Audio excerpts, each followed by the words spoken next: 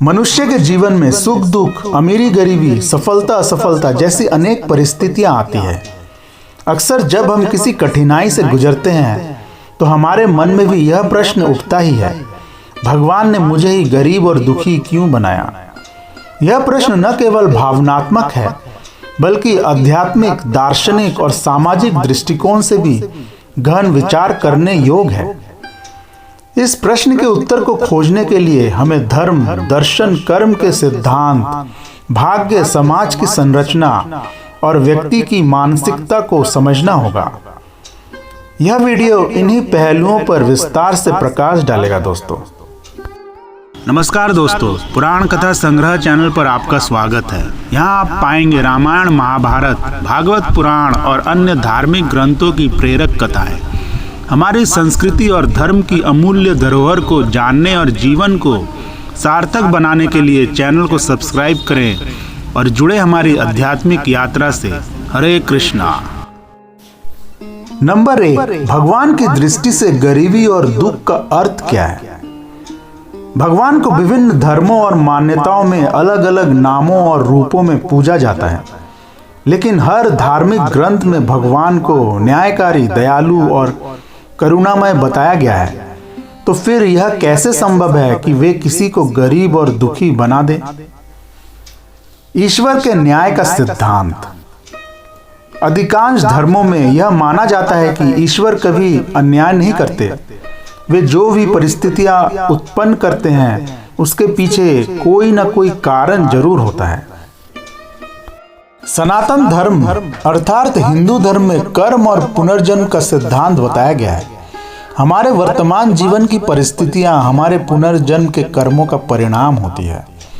इस्लाम में इसे इम्तिहान अर्थात परीक्षा कहा गया है, यानी गरीब और दुखी होना भी ईश्वर द्वारा दी गई परीक्षा है। दोस्तों ईसाई धर्म में कहा गया है कि ईश्वर हमें कठिन परिस्थितियों में डालते हैं ताकि हम मजबूत बने और सही राह चुनें। कर्म का प्रभाव और पूर्व जन्म का कनेक्शन। भगवान श्री कृष्ण ने गीता में कहा है, कर्मण्येवाधिकारस्ते मा फलेषु कदाचन, अर्थात व्यक्ति को केवल अपने कर्म करने का अधिकार है, लेकिन उनके परिणाम पर नहीं। गरीब और दुख अक्सर हमारे अपने या हमारे पूर्वजों के कर्मों का परिणाम होते हैं। यदि कोई व्यक्ति पूर्व जन्म में अधर्म के कार्य करता है तो उसके प्रभाव से उसे अगले जन्म में कठिनाइयों का सामना करना पड़ सकता है।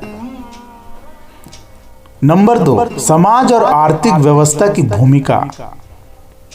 ईश्वर ने सभी को समान रूप से धरती पर भेजा है, लेकिन समाज की व्यवस्था ऐसी है कि कुछ लोग अमीर बन जाते हैं और कुछ गरीब रह जाते हैं। पूंजीवाद और वर्ग भेद। आर्थिक असमानता का एक बड़ा कारण समाज में व्याप्त वर्गभेद और पूंजीवाद है। कुछ परिवार पीढ़ियों से धनवान होते हैं जबकि कुछ लोग संघर्ष करते रहते हैं। जिनके पास शिक्षा और संसाधन है वे आगे बढ़ जाते हैं, जिनके पास अवसर नहीं होते वे गरीब ही रह जाते हैं। इसीलिए यह कहना कि गरीबी केवल भगवान की देन है सही नहीं होगा।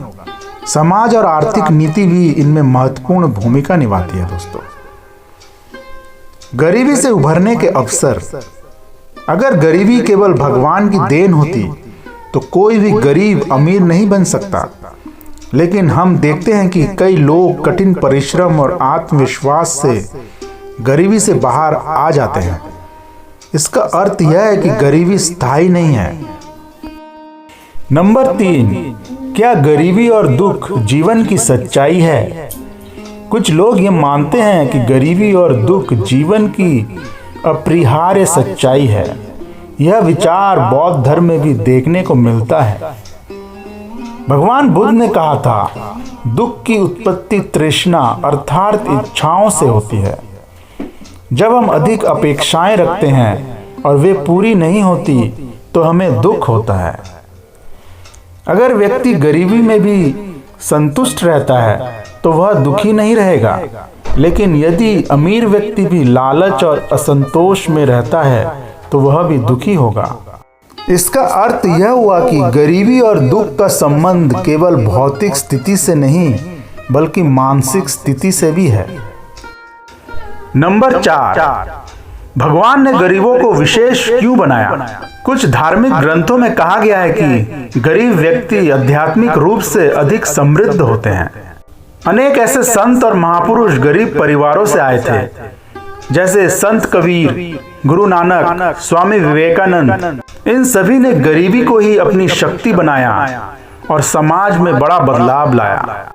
अक्सर देखा जाता है कि अमीर व्यक्ति अहंकारी हो जाते हैं, जबकि गरीब व्यक्ति विनम्र होते हैं। भगवान गरीबों को विशेष अवसर देते हैं कि वे आध्यात्मिक मार्ग पर चले और अपने कर्मों को सुधारे। नंबर 5, गरीबी और दुख को कैसे दूर करें? अगर भगवान ने हमें गरीब और दुखी बनाया है, तो क्या हम इसे बदल सकते हैं? जी हाँ दोस्तों, जरूर बदल सकते हैं। गीता में भगवान श्री कृष्ण ने कर्मयोग का मार्ग बताया है, जैसे कड़ी मेहनत करें, नकारात्मक विचारों से बचें, अवसरों का लाभ उठाएं। गरीबी को दूर करने का सबसे बड़ा उपाय शिक्षा है। शिक्षित व्यक्ति अपनी स्थिति सुधार सकता है। सही मार्गदर्शन और मेहनत से गरीबी से बाहर निकला जा सकता है।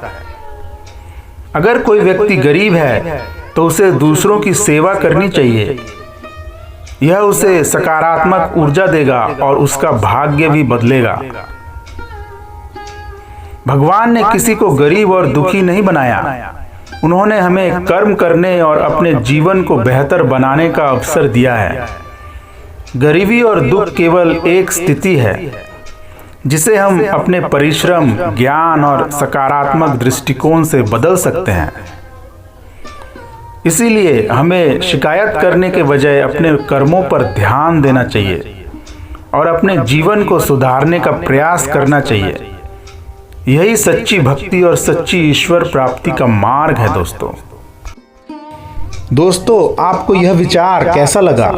कमेंट बॉक्स में लिख के जरूर बताएं। तो फिर मिलते हैं अगले वीडियो में। तब तक के लिए हरे कृष्णा।